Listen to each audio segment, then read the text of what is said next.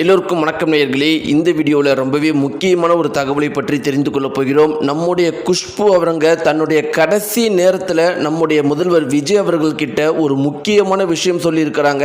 இது மிக பெரும் அளவுக்கு பரபரப்பை ஏற்படுத்தியிருக்குது. ஒட்டுமொத்த இந்தியா முழுக்கவே இப்போ இதை பற்றி தான் பேசிகிட்டு இருக்கிறாங்க. ரொம்ப முக்கியமாக பார்த்தீங்கன்னா அதற்கு நம்முடைய முதல்வர் விஜய் அவர்கள் கொடுத்த பதில் ஒவ்வொருத்தரையுமே அதிர்ச்சிக்குள்ளாக்கி இருக்குது.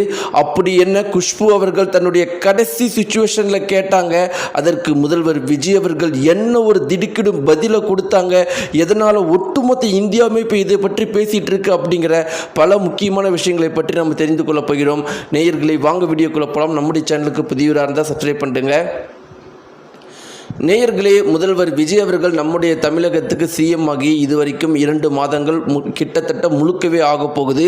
இந்த 2 மாத காலங்களில் முதல்வர் விஜய் அவர்கள் பண்ண சாதனைகள் அப்படிங்கிறது 1, 2 கிடையாது, பல சாதனைகளை பண்ணியிருக்கிறாங்க.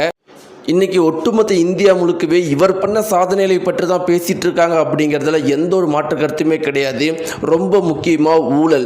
எல்லாருமே சொன்னது ஊழலை அழிக்கவே முடியாது, ஊழல் நம்முடைய தமிழகத்தில் ஆழம் மரம் மாதிரி ஊறி போயிடுச்சு, அதை எப்படிங்க அழிக்க முடியும் அப்படிங்கிற ஒரு விஷயத்தை எல்லா அரசியல் கட்சி தலைவர்களும் சொன்னாங்க.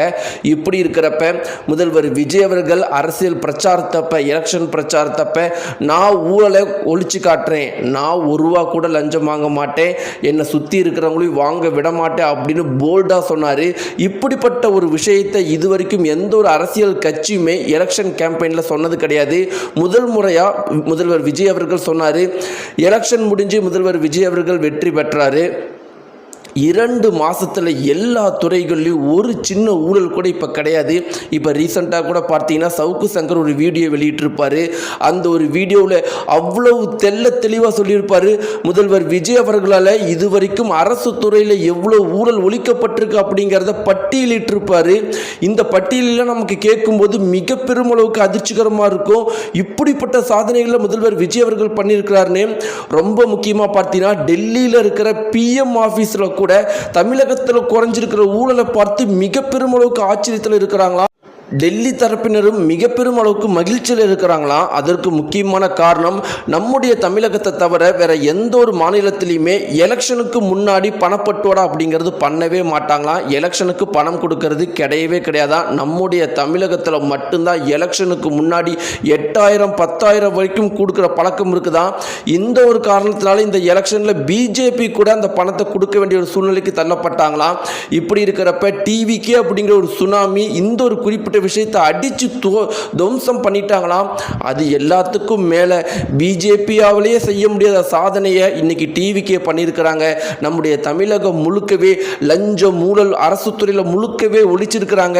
தமிழகத்தில் பல திட்டங்களை அடுத்த 15 வருடங்களுக்கு இப்போ நிலைநாட்டி கொண்டு வந்துட்டு இருக்காரு முதல்வர் விஜய். அதனால இன்னைக்கு இந்தியா முழுக்கவே முதல்வர் விஜய் அவர்களை பெருமையாக பேசிட்டு இருக்கிற இந்த ஒரு சூழ்நிலையில் என்னதான் இருந்தாலும் குஷ்பு அவர்கள் பார்த்தீங்கன்னா பிஜேபியை சேர்ந்தவங்க முதல்வர் விஜய் அவர்களை கடுமையாக விமர்சனம் பண்ணிட்டு இருந்தாங்க.